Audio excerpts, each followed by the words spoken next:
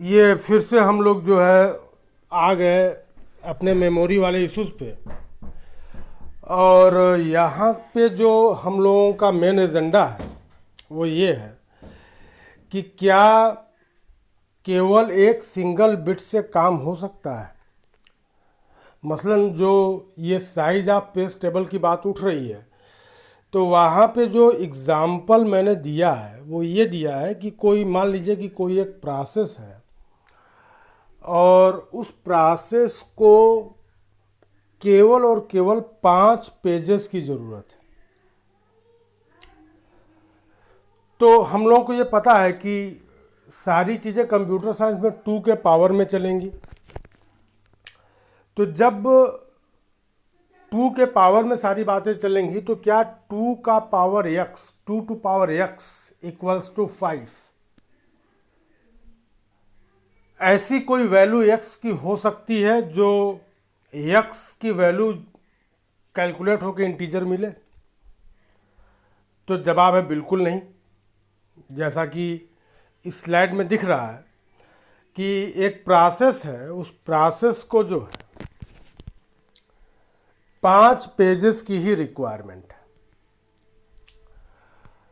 तो हम लोग करते क्या हैं? हम लोग करते क्या हैं कि अगर हमें अपने साइज ऑफ पेज टेबल को निकालना है तो अपने पास एक फार्मूला है। फार्मूला क्या है?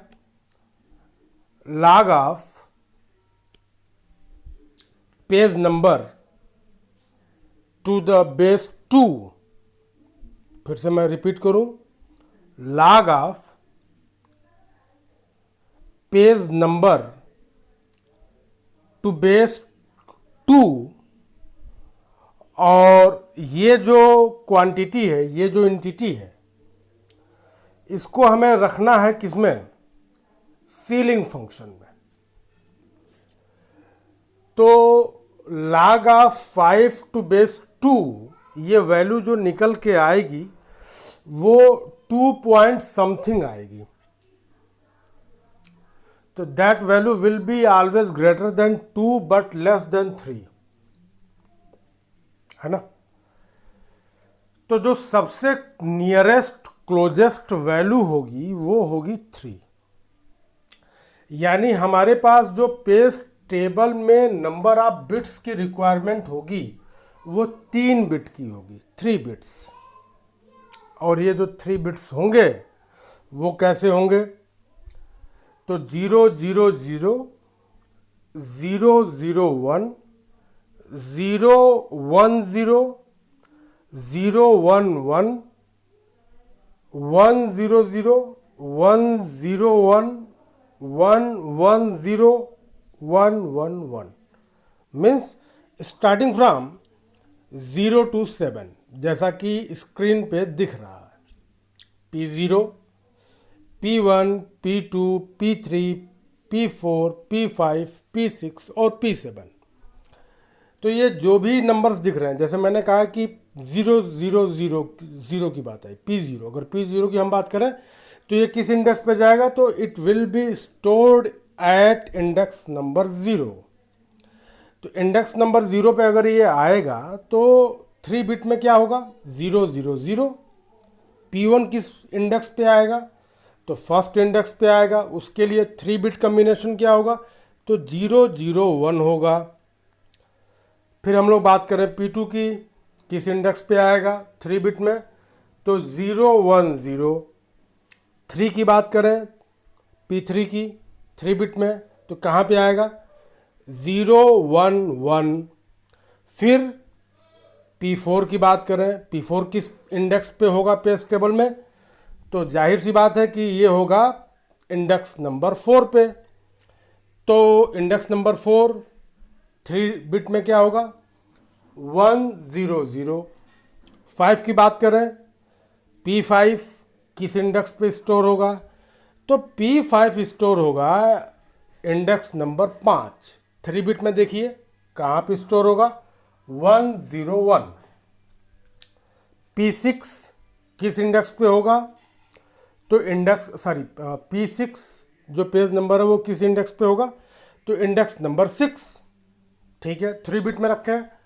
तो 0 सॉरी 110। P7 पेज नंबर 7 किस इंडेक्स पे होगा? 3 बिट में 111। यानी अगर 8 पेजेस हैं तो हमारे पास जो पेज टेबल होगा उसमें कितनी एंट्रीज होंगी? 8। 2 के पावर में देखिए 2 टू पावर 3 इक्वल्स टू 8। लेकिन हमारा जो प्रोसेस है उस प्रोसेस में कितने पेजेस हैं? तो उस प्रोसेस में 5 पेजेस हैं। तो क्या पेज टेबल की साइज कभी 5 हो सकती है? बिल्कुल नहीं। पेज टेबल की साइज कभी 5 होगी ही नहीं। क्यों? क्योंकि जो भी चीज़ें चलेंगी, जब भी हम लोग बात करेंगे तो 2 के पावर में बात करेंगे। पूरा कंप्यूटर साइंस 2 के पावर में ही चल रहा है। तो 2 टू पावर 3 इज 8, और 8 वो सबसे छोटी वैल्यू है जो 5 के बेहद करीब है और जो इस कंडीशन को सेटिस्फाई कर रही है। कंडीशन क्या है? तो कंडीशन है 2 to power x equals to 5।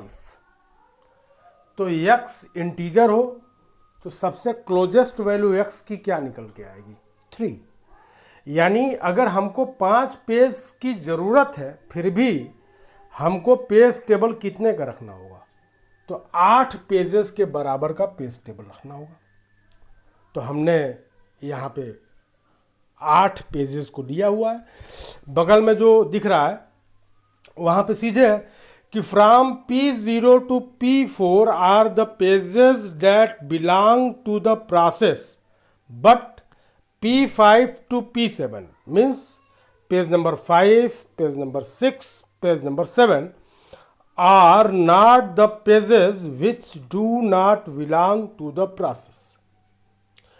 ठीक है, यानी पेज नंबर 5, 6, 7 हमारे प्रोसेस के तो पेज है नहीं। चूंकि फंडामेंटल लिमिटेशन यही थी कि पेज टेबल की साइज 2 के पावर में होगी और 5 चाहिए था, 8 लिया गया। तो ऑपरेटिंग सिस्टम को बताना तो पड़ेगा। अब ऑपरेटिंग सिस्टम को बताने के लिए हम लोगों ने क्या किया? तो यहाँ एक कंसेप्ट आया कि क्यों ना हम एक एडिशनल बिट लगा लें जो ये बताए कि कौन कौन से पेजेस हमारे प्रोसेस के हैं और कौन कौन से पेजेस हमारे प्रोसेस के नहीं हैं। तो पेज नंबर 0 से लेके पेज नंबर 4 तक, पेज नंबर 0 से लेके पेज नंबर 4 तक टोटल 5 पेज। कौन कौन से? P0, P1, P2, P3 and P4। 5 pages मेरे प्रोसेस के हैं, इसलिए उनके सामने कौन सी बिट लगी हुई है? V for valid. और कौन कौन से पेजेस हमारे प्रोसेस से बिलोंग नहीं कर रहे हैं? तो page number 5, page number 6 and page number 7। These are the 3 pages which are not belonging to our process. तो उनके सामने कौन सी बिट लगी हुई है? Invalid bit. Valid, invalid. हमने कहा एक एडिशनल बिट चिपका दीजिए। अब प्रश्न ये उठता है कि भाई साहब वैलिड के लिए हम लोग 0 रखेंगे या वैलिड के लिए हम लोग 1 रखेंगे? ठीक है, now it is up to you. ये ऑपरेटिंग सिस्टम के जो डिजाइनर हैं उनके ऊपर ये बात है। कैसे? तो थोड़ा सा सोचने की जरूरत है। हम ये कह रहे हैं कि अगर पॉजिटिव लॉजिक की बात होगी तो 1 मतलब ट्रू और 0 मतलब फॉल्स, और निगेटिव लॉजिक की बात होगी तो 0 मतलब ट्रू और 1 मतलब फॉल्स। बात को समझने की जरूरत है भाई। V और I का कंसेप्ट लाना है, वैलिड और इनवैलिड। तो वैलिड और इनवैलिड का V और I लिखा जाएगा? बिल्कुल नहीं लिखा जाएगा। क्या लिखा जाएगा? तो कोई बिट होगी एक, हमने कहा कि एक बिट दे दो, एक एडिशनल बिट ऐड कर दो। तो जब एक एडिशनल बिट ऐड होगी तो एक बिट की दो ही पॉसिबल वैल्यू है, या तो 0 या तो 1। तो अब प्रश्न ये उठता है कि v मतलब 0 या v मतलब 1। तो हमने कहा कि भाई ये तो डिजाइनर के ऊपर है, जिसने ऑपरेटिंग सिस्टम को डिज़ाइन किया हुआ है, क्योंकि अपने पास तो दो लॉजिक चल रही है, एक पॉजिटिव लॉजिक है और एक निगेटिव लॉजिक है। पॉजिटिव लॉजिक क्या कहती है? तो पॉजिटिव लॉजिक कहती है कि 1 मतलब ट्रू और 0 मतलब फॉल्स। निगेटिव लॉजिक उल्टा हो जाएगा, निगेट हो जाएगा। कैसे निगेट होगा? यानी 0 मतलब ट्रू और 1 मतलब फॉल्स। तो अगर वैलिड इनवैलिड के साथ देखें तो पॉजिटिव लॉजिक मतलब 1 अगर होगा मीन्स वैलिड, 0 मतलब invalid, it is positive logic. और निगेटिव लॉजिक पे आएंगे तो क्या होगा? 0 मतलब वैलिड, 1 मतलब इनवैलिड, निगेटिव लॉजिक। तो ये कौन डिसाइड करेगा? Now it is to be decided by the designer of operating system कि वो पॉजिटिव लॉजिक के साथ जाएगा या निगेटिव लॉजिक के साथ जाएगा। खैर, सारी दुनिया जो है बड़ी आसान्वित है, इसलिए हम लोग पॉजिटिव लॉजिक लेके चलते हैं। तो हमने कहा भाई एक ही बिट है, तो चलो 1 मतलब वैलिड और 0 मतलब इनवैलिड। लेकिन अब यहाँ पे एक प्रश्न उठता है। मैक्सिमम ऑथर्स ने केवल यही बात की है कि एक एडिशनल बिट लगा दीजिए, और ये एडिशनल बिट किस लिए? तो ये बताएगा कि कौन सा पेज किस प्रोसेस से बिलोंग कर रहा है या नहीं कर रहा है। और ऐसा करने की ज़रूरत क्यों है? तो ऐसा करने की ज़रूरत सिर्फ और सिर्फ इस वजह से है कि हमको ये बताना है, क्या बताना है, कि हर प्रोसेस के पास अपना पेज टेबल है, और चूंकि हर प्रोसेस के पास अपना पेज टेबल है और हर प्रोसेस के लिए जो पेज की रिक्वायरमेंट है वो अलग अलग है। हर प्रोसेस के लिए पेज की रिक्वायरमेंट अलग अलग है। बट जब हम लोग साइज ऑफ पेज टेबल की बात कर रहे हैं तो हमें यहाँ पे थोड़ा फिक्स होना पड़ेगा, क्योंकि सारी बातें 2 के पावर में चलनी है। तो चलिए, v और i की बात हो गई, ये कहानी क्लियर हो गई। अब जो है हम लोगों को ये देखना है कि जो भी पेजेस हैं, जो भी पेजेस किसी प्रोसेस के साथ अटैच्ड हैं, उन पेजेस को अगर हम लोग मेमोरी में लेके आ रहे हैं, भाई ऑपरेटिंग सिस्टम का एक काम तो सिक्योरिटी का भी है, तो आकाशवाणी तो हो नहीं रही है, अब बताना तो पड़ेगा कैसे हो रहा है, किस पेज को कोई एक्सेस करेगा, तो ऑपरेटिंग सिस्टम को बताना होगा कि भाई ये वैलिड है या इनवैलिड है। तो एडवांस कॉन्सेप्ट क्या कहता है कि जो भी पेजेस हैं उन पेजेस को लेके हम लोग 3 ऑपरेशन की बात करेंगे। कितने ऑपरेशन की बात करेंगे? तो 3 ऑपरेशन, 3 ही ऑपरेशन हो सकते हैं। या तो हम लोग रीड करेंगे, फिर से मैं बोल रहा हूँ, या तो हम लोग रीड करेंगे पेज को, या तो हम लोग राइट करेंगे, या फिर हम लोग एग्जीक्यूट करेंगे। या तो हम लोग रीड करेंगे, या तो हम लोग राइट करेंगे, या फिर हम लोग एग्जीक्यूट करेंगे। इसके आधार पर देखिए, तो पेजेस के जो नेचर हैं वो 3 तरीके से कैटेगराइज हुए: रीड, राइट और एग्जीक्यूट। अब ध्यान देना, ये जो सिंगल बिट हम लोग लेके चल रहे थे, नाउ टाइम हैज़ कम कि इसको रिप्लेस कर दिया जाए। अब एक बिट को हम लोग 3 बिट से रिप्लेस करेंगे। कैसे रिप्लेस करेंगे? तो 3 बिट होंगी। अब हम राइट टू लेफ्ट बात कर रहे हैं, 3 ब्लॉक बनाइए, राइट टू लेफ्ट हम बात कर रहे हैं। हमने कहा ABC from right to left. सबसे पहले A राइट मोस्ट, फिर बीच में B, फिर लेफ्ट मोस्ट में C। हमने कहा A मतलब रीड, बी मतलब राइट, सी मतलब एग्जीक्यूट। ठीक है। अब ये जो 3 बिट है भाई, बिट ही है, एक बिट की जो ही वैल्यू होगी या तो 0 या तो 1, तो फिर 8 वैल्यूज आएंगी क्योंकि 3 बिट है। तो फिर यहां पे कहानी उठेगी कि कोई पेज एग्जीक्यूट होगा, मतलब लेफ्ट मोस्ट बिट। ठीक है। अब जो ये 3 बिट हमने लिया है रीड, राइट और एग्जीक्यूट को लेके, सबसे लेफ्ट मोस्ट में कौन है? रीड, बीच में राइट, सबसे लास्ट में है एग्जीक्यूट। तो अब यहां पे फिर वो कहानी उठेगी, एग्जीक्यूट होगा या नहीं होगा, रीड होगा या नहीं होगा, राइट होगा या नहीं होगा। तो किससे बताएंगे? वैल्यू से ही तो बताएंगे। फिर से कहानी, कौन सी कहानी? Positive logic, negative logic. ठीक है, हम कहते हैं भाई पॉजिटिव लॉजिक ले लो, 1 मतलब होगा, 0 मतलब नहीं होगा। तो चूंकि 3 बिट हम लोगों ने ले लिया, अच्छी बात है, तो 8 टोटल कॉम्बिनेशन बनेंगे। कौन कौन से? ध्यान से सुनिए।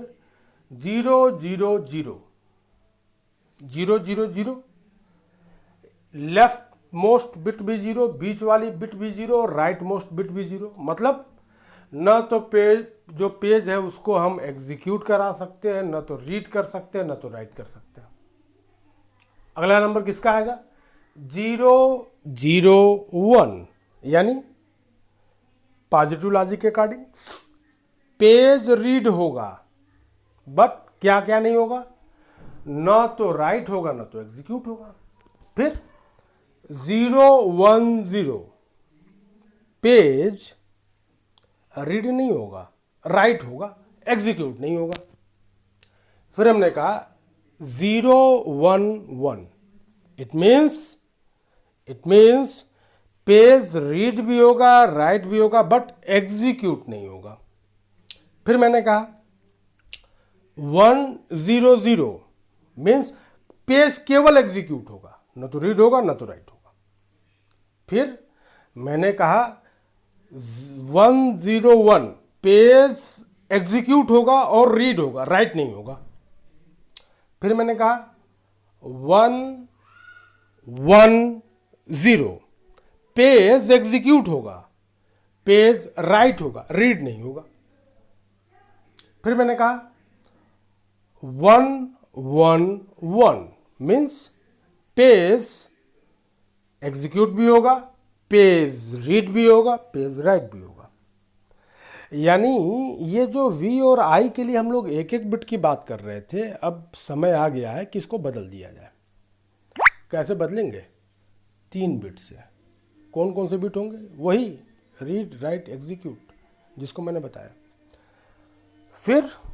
फिर बात ये उठेगी कि अगर कोई पेज ऐसा है जिसके लिए 0 0 0 आ रहा है, 0 0 0 आ रहा है, मतलब ना तो वो रीड होगा, ना तो राइट होगा, ना तो एग्जीक्यूट होगा, तो भाई साहब इसका क्या मतलब है? इसका मतलब ये है कि ये जो पेज है ये तो किसी काम का नहीं है, वो एकदम से इनवैलिड पेज हो गया, और वो इनवैलिड पेज कभी भी हमारे प्रोसेस का हिस्सा नहीं होगा।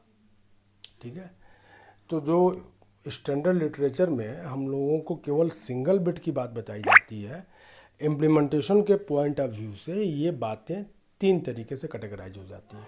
कौन कौन सी कैटेगराइज होती हैं? तो रीड, राइट और एग्जीक्यूट। तो ये मुद्दा यहाँ पे सॉल्व होता है। अब इसके साथ जो है 3 क्वेश्चंस और हैं। पहला क्वेश्चन ये है कि अगर हम लोग बात करें कि एक रियल टाइम ऑपरेटिंग सिस्टम है, तो रियल टाइम ऑपरेटिंग सिस्टम के लिए कौन सा शेड्यूलिंग एल्गोरिदम ज़्यादा उपयुक्त होगा? अब भाई रियल टाइम सिस्टम की अगर हम लोग बात कर रहे हैं तो रियल टाइम सिस्टम भी 2 तरीके का है। कौन कौन? तो हार्ड रियल टाइम सिस्टम और soft real time system. Hard real time system क्या कहता है? वो कहता है कि हमको आउटपुट तो चाहिए, लेकिन इस पर्टिकुलर टाइम पे। मसलन मैंने कहा कि भाई साहब मुझे आउटपुट चाहिए 10:10 पे। अगर मुझे आउटपुट 10:10 या फिर 10:10 पे मिल रहा है, तो उस आउटपुट का क्या मेरे लिए कोई मतलब होगा? जवाब है बिल्कुल नहीं होगा। एक दूसरा रियल टाइम ऑपरेटिंग सिस्टम भी है जिसको हम लोग क्या बोलते हैं? Soft real time system. मतलब भाई टाइम के साथ थोड़ा सा रिलैक्सेशन। जैसे मान लीजिए कि आप बाइक लेके जा रहे हो, आपको अपना डेस्टिनेशन पता है, उसके अकॉर्डिंग रूट भी पता है, इस रूट को फॉलो करेंगे। लेकिन हुआ क्या, रास्ते में जाम आ गया, तब क्या होगा? तब ये होगा कि हमको जो है रास्ता बदलना पड़ेगा। Means we have to change the plan. अब प्लान चेंज करना है, तो अगर हम ये कहें कि मैं 4 ऑप्शन दे रहा हूँ। Round robin scheduling first one, second FCFS first come first serve, फिर प्रीइम्पटिव शेड्यूलिंग और रैंडम शेड्यूलिंग। तो प्रश्न ये है कि विच CPU scheduling algorithm will be used in the case of real-time operating system when CPU is scheduled? तो सीधी सी बात है भाई, रियल टाइम की बात है तो कुछ भी हो सकता है। कुछ भी हो सकता है मतलब we have to change the plan. तो राउंड रॉबिन तो आप बोल नहीं सकते। क्यों? क्योंकि राउंड रॉबिन में क्या होता है, कोई एक जॉब है, बहुत सारे जॉब है, तो कोई क्यू टाइम तक एग्जीक्यूट होगा, फिर कोई क्यू, फिर कोई क्यू, तो ऐसा तो होगा नहीं। तो जो प्रीइम्पटिव है, it is the most appropriate answer, पहली बात। फिर अगला क्वेश्चन ये है कि कौन सा ऐसा CPU शेड्यूलिंग एल्गोरिदम है, जैसे मैं प्रश्न में बोल रहा हूँ, प्रश्न ये है कि विच CPU scheduling algorithm favours CPU bounded processes? Answer क्या क्या है, ऑप्शंस क्या क्या है? Round robin scheduling, RR scheduling, FCFS, SJF मान लीजिए, और नन ऑफ दीज मान लीजिए। अब इसके ऊपर हम लोग चर्चा करेंगे। तो हम लोगों को पता है कि प्रोसेसेस को लेके हम लोग 2 बातें बोलते हैं। कौन कौन सी? या तो प्रोसेस जो होगा वो CPU बाउंडेड होगा, या फिर वो कैसा होगा, IO बाउंडेड होगा। CPU बाउंडेड कौन होगा? जो खाली पूरा का पूरा समय अपने एग्जीक्यूशन टाइम का किसके साथ बिताएगा? तो CPU के साथ। IO बाउंडेड प्रोसेस जो केवल इनपुट आउटपुट एक्टिविटी करेगा, CPU के साथ उसका कोई लेना देना नहीं है। लेकिन मैं इस पॉइंट पे ये भी क्लियर कर दूं कि अगर हम लोग किसी प्रोसेस की बात कर रहे हैं, तो प्रोसेस जो है कहाँ से एग्जीक्यूट होगा और कहाँ पे टर्मिनेट होगा। बोलने का मतलब किस साइकिल से एग्जीक्यूट होगा, कहाँ की साइकिल होगी, किसकी साइकिल होगी, IO की होगी या CPU की होगी, कहाँ से वो स्टार्ट होगा, कहाँ पे वो टर्मिनेट होगा। तो मैं अगर ये कहूँ कि कोई भी प्रोसेस स्टार्ट और टर्मिनेट हमेशा CPU साइकिल से होता है, ये बात एकदम क्लियर है। It is to be noted that every process starts its execution from the CPU cycle and it ends at CPU cycle. Doesn't matter, process is CPU bounded और IO bounded. ठीक है, अब आते हैं अपने प्रॉब्लम पे। कौन सा ऐसा प्रॉब्लम है जो CPU बाउंडेड प्रोसेसेस को ज़्यादा सपोर्ट करेगा? बट ऑब्वियस है, जो प्रीइम्पटिव नहीं होगा। ऑप्शन में केवल AFCFS ही एक ऐसी शेड्यूलिंग स्कीम बताई गई थी जो प्रीइम्पटिव नहीं थी। It means the correct answer is AFCFS। अब हम लोग तीसरे क्वेश्चन की तरफ आते हैं। तीसरा क्वेश्चन क्या कहता है कि which scheduler is responsible which scheduler is responsible to decrease the degree of multiprogramming?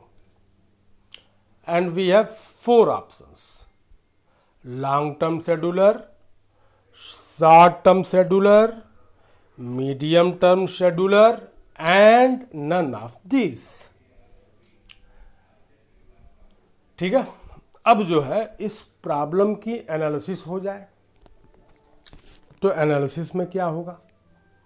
तो पहले तो ये जानने की ज़रूरत है कि what is the real meaning of degree of multi programming. तो भाई डिग्री ऑफ मल्टी प्रोग्रामिंग बोलने का क्या मतलब है? डिग्री ऑफ मल्टी प्रोग्रामिंग बोलने का मतलब सिर्फ और सिर्फ इतना है कि एट अ टाइम टी हमारे प्राइमरी मेमोरी में कितने सारे जॉब्स हैं एग्जीक्यूशन के लायक। तो अगर हम लोग लॉन्ग टर्म शेड्यूलर की बात करें तो what is the responsibility of long term scheduler? तो लॉन्ग टर्म शेड्यूलर क्या करेगा? हार्ड डिस्क से जॉब को मेन मेमोरी में लाएगा।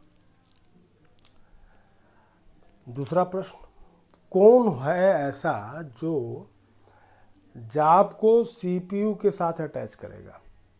Answer is short term scheduler. अब एक ठो टर्म आया था मीडियम टर्म शेड्यूलर का, ठीक है, ये यूनिक्स में इंट्रोड्यूस हुआ था। बहुत सारे सिस्टम इस बात की फैसिलिटी देते हैं, क्योंकि अगर हम लोग मेमोरी हायरार्की देखें तो मेमोरी हायरार्की में क्या हो रहा है कि हार्ड डिस्क की स्पीड सबसे कम है, सेकेंडरी स्टोरेज नीचे पड़ा हुआ है, अब प्राइमरी मेमोरी जो है उसकी स्पीड ठीक ठाक है। क्योंकि प्रोसेस हम चाहते हैं कि मेमोरी में वही रहे जिसकी हमको ज़रूरत है, तो फ्रीक्वेंटली प्रोसेसेस मेमोरी से स्वैप आउट और स्वैप इन होंगे। ठीक है, तो प्रोसेसेस मेमोरी से स्वैप आउट और स्वैप इन होंगे, तो कौन करेगा ये काम? वो भी तब जब हमने कहा कि हम आपको एडिशनल हार्डवेयर सपोर्ट दे रहे हैं। तो what is the additional hardware support? तो एडिशनल हार्डवेयर सपोर्ट जो है किस फॉर्म में मिलेगा? वो मिलेगा बैकिंग स्टोर। तो भाई साहब ये बैकिंग स्टोर कैसा है? तो banking store is just like a storage area जिसकी स्पीड सेकेंडरी स्टोरेज से जो है ज़्यादा है और प्राइमरी स्टोरेज से कम है। ठीक है, तो जो ये मीडियम टर्म शेड्यूलर है, ये मीडियम टर्म शेड्यूलर क्या करेगा? तो प्रोसेसेस को मेमोरी से स्वैप आउट करेगा। कहाँ करेगा स्वैप आउट? हार्ड डिस्क पे नहीं, बैकिंग स्टोर जो एडिशनल हार्डवेयर मिल रहा है, और ज़रूरत पड़ने पे बैकिंग स्टोर से प्रोसेसेस को मेमोरी में लेके आएगा। तो हमने क्या कहा था कि what is the meaning of degree of multi programming? तो डिग्री ऑफ मल्टी प्रोग्रामिंग बोलने का मतलब क्या था? तो डिग्री ऑफ मल्टी प्रोग्रामिंग बोलने का मतलब ये था कि किसी टाइम इंस्टेंट पे हमारे मेन मेमोरी में कितने जॉब्स उपलब्ध हैं। ठीक है, तो मान लीजिए 10 जॉब उपलब्ध हैं, तो डिग्री ऑफ मल्टी प्रोग्रामिंग क्या हो गया? 10। हो सकता है कि कुछ जॉब मेमोरी से स्वैप आउट हो गए, मान लीजिए 4 जॉब मेमोरी से स्वैप आउट हो गए, तो कितने बचे मेन मेमोरी में? 6। अब क्या होगा डिग्री ऑफ मल्टी प्रोग्रामिंग? 6। ठीक है, यानी डिग्री ऑफ मल्टी प्रोग्रामिंग जो है उसको कौन प्रभावित कर रहा है?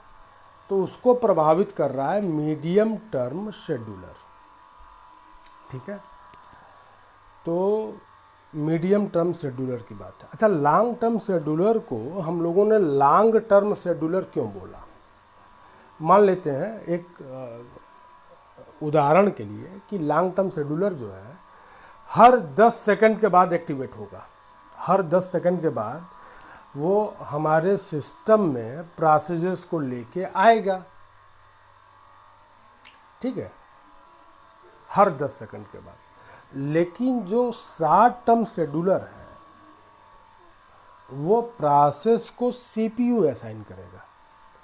तो किसी प्रोसेस को सीपीयू असाइन करने में जो समय लगेगा वो बहुत कम लगेगा, और फ्रैक्शन ऑफ सेकंड्स मतलब माइक्रो सेकंड, नैनो सेकंड, ये टाइम लगेगा एग्जीक्यूट कराने में। तो अगर हम लोग फ्रीक्वेंसी देखें, फ्रीक्वेंसी किसकी फ्रीक्वेंसी? शेड्यूलर्स के कॉल होने की फ्रीक्वेंसी अगर हम लोग देखें तो किसकी फ्रीक्वेंसी सबसे ज़्यादा है? तो सबसे ज़्यादा फ्रीक्वेंसी है शॉर्ट टर्म शेड्यूलर की। और किसकी फ्रीक्वेंसी सबसे कम है कॉल होने की? तो लॉन्ग टर्म शेड्यूलर की है। ठीक है, तो कई बार मीडियम टर्म शेड्यूलर को लेके भी लोग जो है बड़ा पॉजिटिव हो जाते हैं ऑथर्स, तो उसमें ज़्यादा घबराने की ज़रूरत नहीं है। बस ये समझिए कि मीडियम टर्म शेड्यूलर यूनिक्स में दिया गया, और रियल टाइम सिस्टम को 2 तरीके से हम लोगों ने देख लिया। अच्छा, एक कंसेप्ट आता है एसिंक्रोनस कंप्यूटिंग का, है ना? तो एसिंक्रोनस कंप्यूटिंग क्या कहती है? तो एसिंक्रोनस कंप्यूटिंग को समझने के लिए मैं एक छोटी सी कहानी सुना रहा हूँ। जैसे हम लोग जो है अपने लैपटॉप पे या अपने हैंड हेल्ड डिवाइस पे किसी वेब पेज को ओपन करने जा रहे हैं। ठीक है, तो हम लोग ऐसा तो कहते नहीं है कि भाई साहब अगर ये वेब पेज 5 मिनट में नहीं खुलेगा तो हम छोड़ देंगे। ऐसा तो होता नहीं है। हम लोग करते क्या है? हम लोग रिक्वेस्ट देते हैं। अब पेज जब तक नहीं खुलेगा तब तक हम लोग बैठे हुए हैं। तो ये जो कंप्यूटिंग है इसको हम लोग बोलते हैं एसिंक्रोनस कंप्यूटिंग। ठीक है, एसिंक्रोनस कंप्यूटिंग। और जो रियल टाइम शेड्यूलिंग के लिए हमने बोला, तो रियल टाइम मतलब क्या? जो वास्तविक जीवन में हो रहा है। तो वास्तविक जीवन में कभी भी कुछ भी हो सकता है, कोनो फिक्स पैटर्न थोड़े है जीवन जीने का। भाई जीवन की सबसे बड़ी विशेषता क्या है? कि इसको जीने का कोई रूल नहीं है। इंटरनेट की सबसे मज़ेदार बात क्या है? कि इंटरनेट का कोई रूल नहीं है, क्या शेयर करना है क्या नहीं करना है। ज़िंदगी कैसे जीना है उसका कोई रूल नहीं है, कैसे जीवन जीना है और कैसे जीवन नहीं जीना है। तो ये रूल का न होना ये जीवन को अच्छा भी बनाता है कुछ लोगों के लिए, और कुछ लोगों के लिए ख़राब भी बना देता है। इंटरनेट पे क्या होना चाहिए, क्या नहीं होना चाहिए, ये इंटरनेट के गुण और दोष दोनों को बता रहा है। मीन्स एडवांटेजेस और डिसएडवांटेजेस दोनों को बता रहा है। ठीक है, तो रियल टाइम शेड्यूलिंग की अगर बात हो रही है तो भाई रियल टाइम है ना, तो रियल टाइम में कुछ भी हो सकता है। अब ऐसा थोड़ा है कि हम जो है अपने घर से जो है गोल घर जा रहे हैं और हमने कहा कि चलो ठीक है, हमको मोहद्दीपुर से जो है हम यूनिवर्सिटी वाला रूट पकड़ लेंगे, सीधे जाएंगे। तो ये भी तो हो सकता है कि जैसे हम मोहद्दीपुर पहुँचे तो पता चले कि ये जो यूनिवर्सिटी वाला रूट है वो बिजी है, तो हम लोग क्या करेंगे? तो मैं क्या करूँगा, मैं पैडलेगंज वाला रूट पकड़ लूँगा। अगर मुझे लगेगा कि दोनों रूट बिजी है तो मैं वापस आ जाऊँगा, फिर मैं बाईपास पकड़ के जाऊँगा। तो रियल टाइम बोलने का मतलब यही है कि घटनाएं जो हैं कभी भी घटित हो सकती हैं, उसके अकॉर्डिंग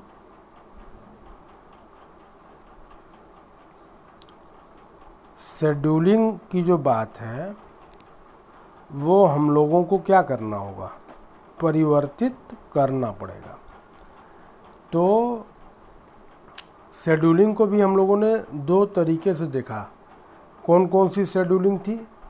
प्री इम्पटिव और नॉन प्री इम्पटिव। ठीक है, नॉन प्री इम्पटिव। तो अभी पीछे एक क्वेश्चन आया था ना कि कौन सा शेड्यूलिंग एल्गोरिदम है जो सीपीयू बाउंडेड प्रोसेस को सपोर्ट करेगा। तो हमने वहाँ जवाब क्या दिया था?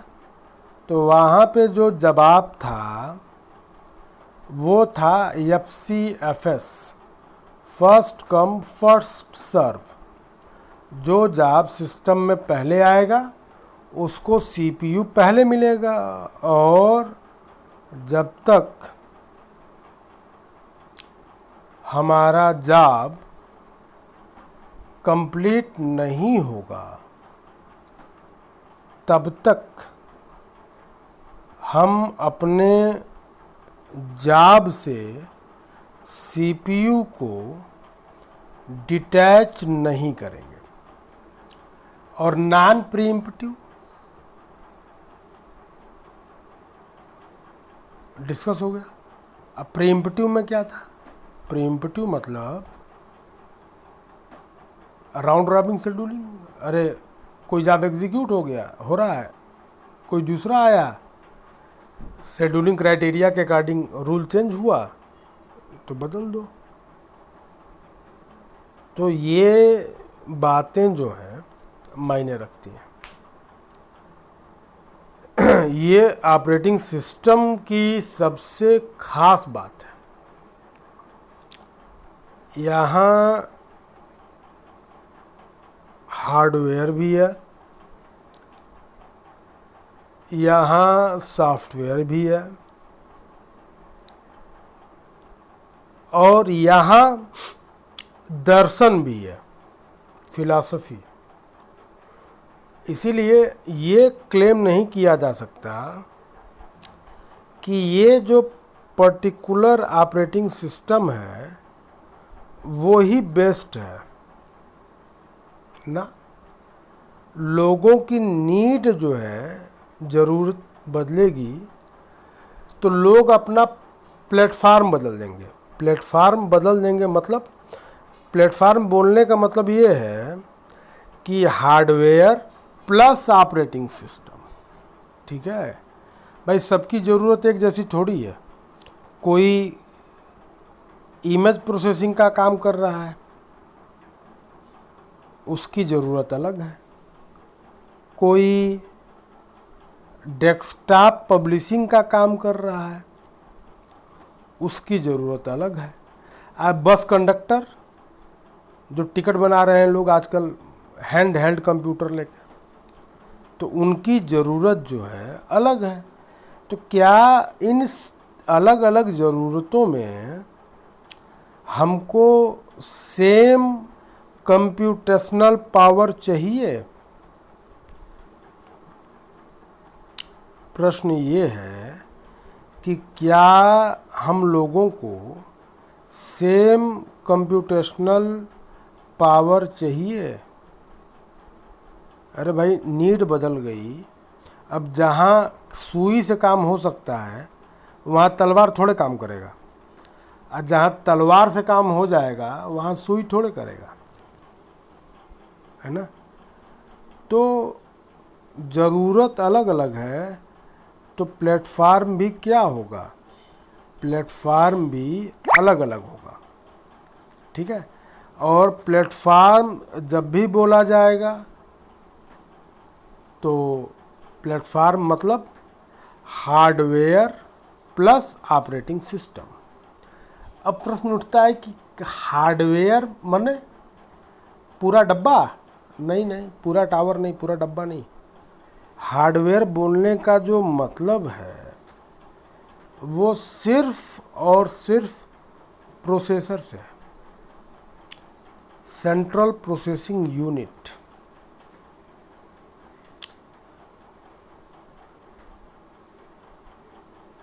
प्रोसेसर चेंज होगा, मशीन चेंज हो जाएगी, ठीक है। तो दो ही एंटिटी हैं, हार्डवेयर है और ऑपरेटिंग सिस्टम है। तो इन दोनों में से कोई एक एंटिटी भी क्या होगी, चेंज होगी, तो प्लेटफार्म बदल जाएगा। और चूंकि हम लोग जावा भी पढ़ रहे हैं साथ साथ, तो जावा की खूबसूरती क्या है, what is the beauty of Java? तो जावा इज प्लेटफार्म इंडिपेंडेंट। चाहे हार्डवेयर बदल लीजिए, चाहे ऑपरेटिंग सिस्टम बदल लीजिए, कोई फ़र्क नहीं पड़ता। बाइट कोड है, एग्जीक्यूट हो जाएगा। शर्त इतनी है कि होस्ट मशीन पे जावा वर्चुअल मशीन होनी चाहिए। ये वही जावा वर्चुअल मशीन है जो बाइट कोड को इंटरप्रेट करती है, ठीक है। तो आज के लेक्चर में हम लोगों ने सैंडबॉक्स के बाहर जाकर जो है डिस्कशन किया। ये जो वी और आई वैलिड और इनवैलिड दिख रहा है, ये केवल कहने की बात है। इम्प्लीमेंटेशन के पॉइंट ऑफ व्यू से 3 बिट और आएगी, है ना, 3 बिट। कौन कौन सी? तो लेफ़्ट टू राइट हम राइट टू लेफ़्ट हम बढ़े थे, तो रीड राइट और एग्जीक्यूट। कोई भी पेज या तो रीड होगा या तो राइट होगा या तो एग्जीक्यूट होगा। और वो पेज जिसके लिए वैल्यू क्या है, 000, यानी जिसको हम इनवैलिड बोल रहे हैं ना, जिसको इस डायग्राम में हम लोग सिंगल बिट से रिप्रेजेंट कर रहे हैं, इम्प्लीमेंटेशन जब करेंगे तो इसको 3 बिट से करेंगे। तो जो इनवैलिड होगा उसके लिए क्या होगा, 000, यानी जो P5 P6 P7 दिख रहा है उसके लिए केवल एक सिंगल बिट की ज़रूरत नहीं है, 3 बिट की ज़रूरत पड़ेगी, 000 000 एंड 000, ठीक है। तो आज के लिए फिर इतना, ठीक है।